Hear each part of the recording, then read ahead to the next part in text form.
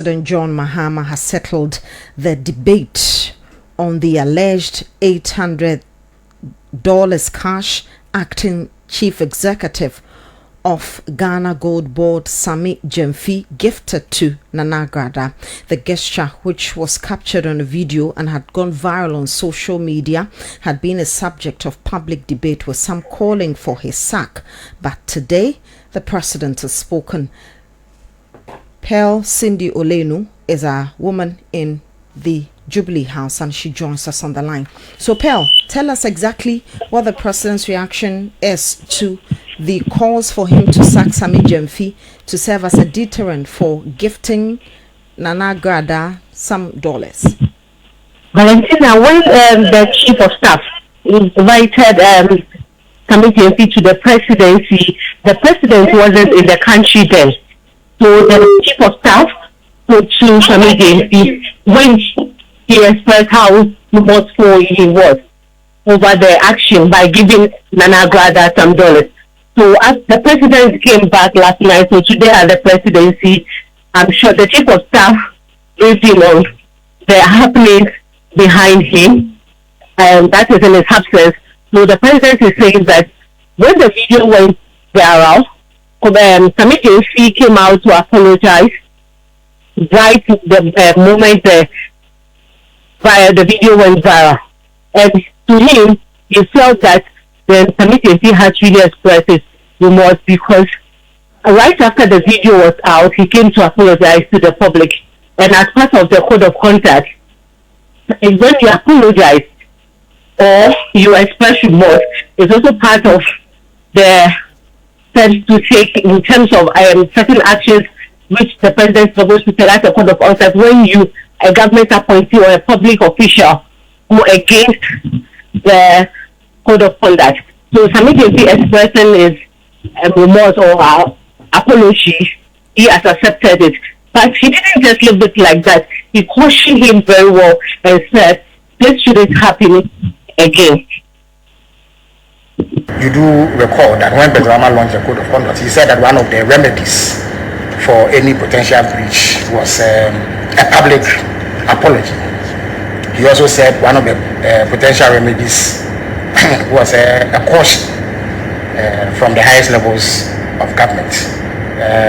After the interaction with the chief of staff cautioned him, having acknowledged the apology he made, he cautioned him and impressed upon him to take on board public sentiment and act in ways that reflect public expectation. The chief of staff also took the opportunity to reissue the same caution that the president had sent to all appointees to be circumspect in their conduct. There may be things that may be commonplace in our private lives, but once you become a public official, you need to be sensitive to public expectation, and therefore that ought to guide the way that you order your steps. So in view of that, presidency does not believe that any further action ought to be taken beyond the apology and the caution, and we all take a cue from it and are going to do better in order to meet the expectations of the Ghanaian public. We value feedback. We are aware that Ghanaians expect high standards in the performance of our duties as public officials. We remain committed to meeting those high standards to ensure that we deliver the best of governance to our people who have been long suffering in the last few years under poor governance. So that is what I have for you. It is not deemed at this moment necessary to take further action. So you had the Minister of State in charge of Government Communications, Felix Kwachifosu, addressing the press at the Jubilee House a short while ago. Dr. Kabiru Tia Abdul Mahama is the Member of Parliament for Wale Wale. You remember the minority held a press conference calling for action against Sammy Gyamfi. So there you have it. The president has accepted the apology. There's no further action that will be taken, and that appointees should take a cue from this. Doc, good evening to you. Thank you for your time on 505 this evening. Good evening. Thank you for having us. So the President has officially responded. No further action is going to be taken against Sammy Gyamfi. Not what you were calling for, is it? It is expected that the president will not act. The inertia, the lack of action, the lame duck governance that we are having, the complete lack of leadership, and the cowardice of the president in taking bold decisions when it matters has been clearly demonstrated in this test case. And like we stated in our press conference, we clearly mentioned that God has a way of testing the integrity and faith of men, to the extent that this issue or this scandal came just a few days after the president had launched his so-called code of conduct for appointees. What has become of that particular code of conduct is just an empty paper that cannot be implemented. That even if it's going to be implemented, it's going to be selective and to decide who is vulnerable and should be punished according to the whims and caprices of the president. So clearly, what we are seeing is not surprising, but it's just a demonstration of what we know the president will have done. But that is one aspect of it. There is a clear violation of a law. What law? And what law has been violated? That law we have stated is the Foreign Exchange Act, Section 3, subsection 1 and 4. Reading in conjunction with the interpretation section 33, clearly stated that the action of Mr. Sammy Gyamfi in making payment in dollar, if it was $1, is he paying for something? You said making payment. What was he paying for actually? So that is what I'm saying. That go and read the interpretation, section 33. It includes the making of gift and donation.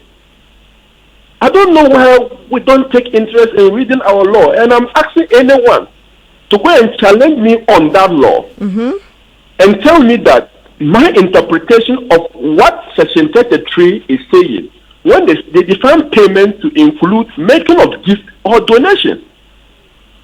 So clearly, it doesn't lie in the president to forgive him, to say and go and not sin no more.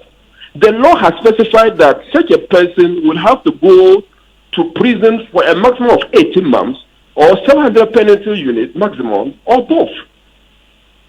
So it doesn't lie in the president. The president can forgive him under his code of conduct, but he also swore by the Constitution to defend and protect the Constitution and laws of the country. And the laws of country includes the Foreign Exchange Act. And that law has provided punishment. The president cannot choose Mr. Sammy Gyamfi over the laws of the country. And it is a shame for me. It is a big shame for the country. It's a total failure, and that I mean the opportunity for the president to carry people and to have faith in him has been dashed by this pronouncement. He has virtually taken up the role of a clearing agent, which he accused, and their party accused their predecessor of. Now, you've said two things. Let's stay with the law. Is it the president that is supposed to punish him, or we have institutions that are supposed to enforce the law? The president is the head of the executive, and but the president does not prosecute, because you're talking about an act that you say clearly states that the person should go to prison. So why are you holding on the president and not holding on the prosecuting authority? If you take your basic lessons in constitutional law and take your lesson on the role of Attorney General, the Attorney General has the prosecutorial power and is appointed by the president. These are basic lessons we should all know. So you're saying that the president should ask the Attorney General to prosecute? Is that what you're saying? Rightly so. That is his duty. Again, you've made certain descriptions: cowardice, lack of action from the president, lame duck, complete lack of action. Aside from the law that you say Sammy Gyamfi has breached, you say the president is a clearing agent, and you're also talking about the code of conduct that is just on paper. I'm going through the code of conduct, and I haven't seen, maybe you have seen it, that you can point out to me where in the code of conduct that Mr. Sammy Gyamfi's action has violated any of the conduct in there. No, but your press conference itself has admitted that. We don't even need to go that. And I'm saying that the code of conduct is even subservient to the statute we are talking about. The press conference by Mr. Felix Kwachi Ofoso has admitted that the gentleman action has violated, and even in their code of conduct, apology is a remedy. No, but so we don't even need he to. He didn't state in the press conference that his action violated any of the code of conduct. He didn't say that. Action. So even if he did not say, go and read the relevant page. I cannot. In fact, there is a section talking about opulence and bringing public office to disrepute. And if there was no issue bordering on the code of conduct, why would they summon him? Why would they say they should take you and that the apology suffice? Under what action were they taken? So clearly, we should not even be talking about a self-serving law. For the code of conduct, it's a clear demonstration that it cannot work. It will not work. Right? My issue is the law, the statute. That is in black and white.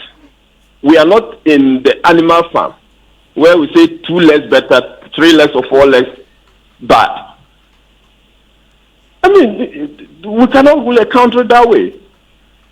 So, are you going to take further action, petition the police? Definitely. Which is what? The minority would meet over the matter.